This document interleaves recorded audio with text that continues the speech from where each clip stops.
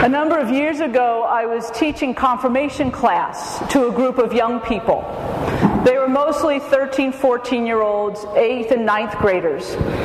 And the bishop was due to come in the spring for confirmation. So we had started in January with our confirmation classes. And we had been meeting for a number of weeks, and I thought I had gotten to know the young people fairly well. So several weeks into our class, we reached a chapter on values. And the question that we started that morning's class with was, what is the most important thing in your life?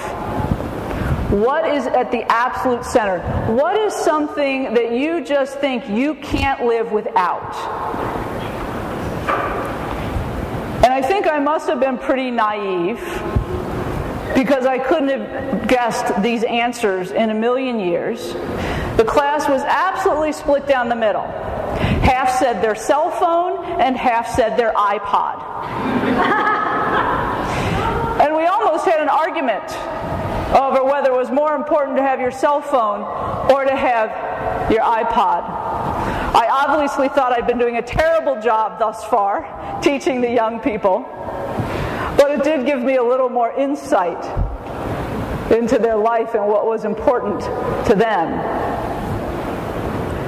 And I think that question is a good one for us to ask ourselves and ponder, no matter where we are in our life. What is at the center of your life?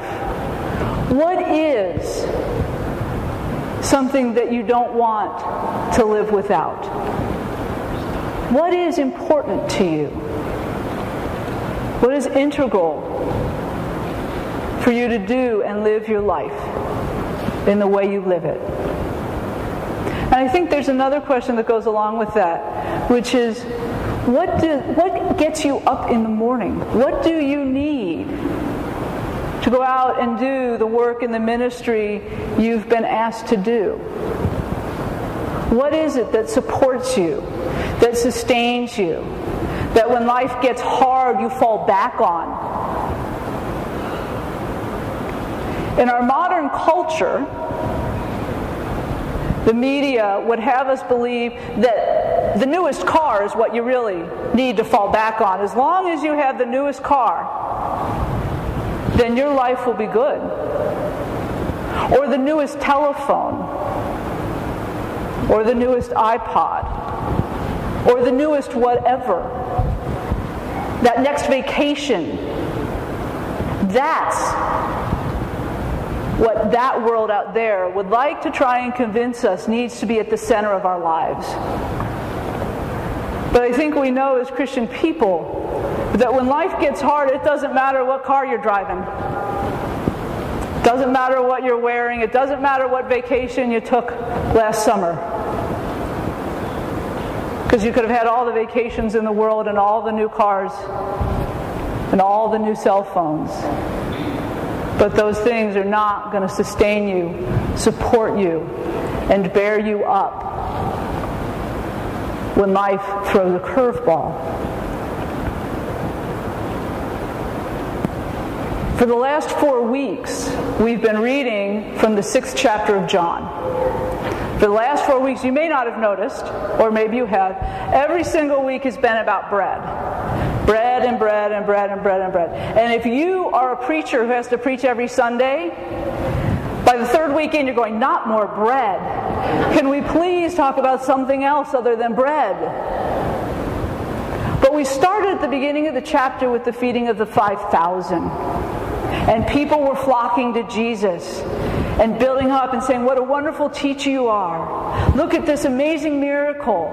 We've all eaten. We're all full. We feel good. But that did not last for very long, because by the gospel lesson the next Sunday, they were saying, hey, Jesus, where's the bread?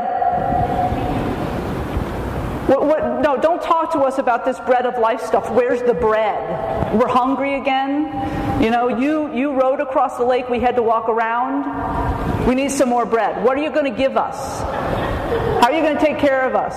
No, don't talk to us about stuff from heaven. We want that which is we can fill our bellies with right now. And what happened? People started to leave. If you can't feed us today, then we're going to go find somebody who can.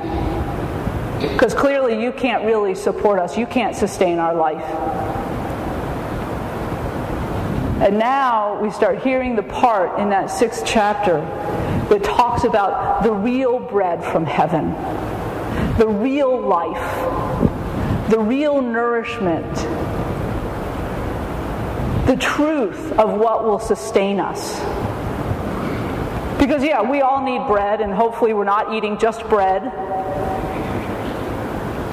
But that bread only sustains us for a couple of hours, maybe an afternoon.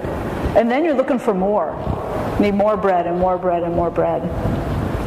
But what Jesus is teaching us is that He is the nourishment. He is what sustains us. He is what carries us through when life gets hard. He is telling us, I am willing to be at the center of your life. I am willing to be that which you need to continue to live day by day by day by day. All you need to do is recognize it.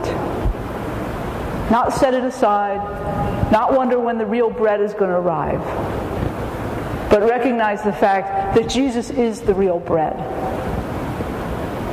That He is just waiting for us.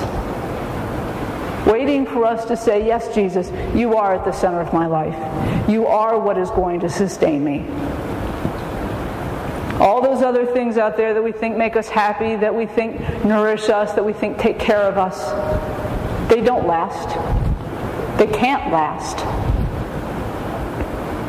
So I invite you to spend some time thinking about what does sustain you. What is at the center of your life? I hope that if you start making a list, you'll find that Jesus is right up there at the top.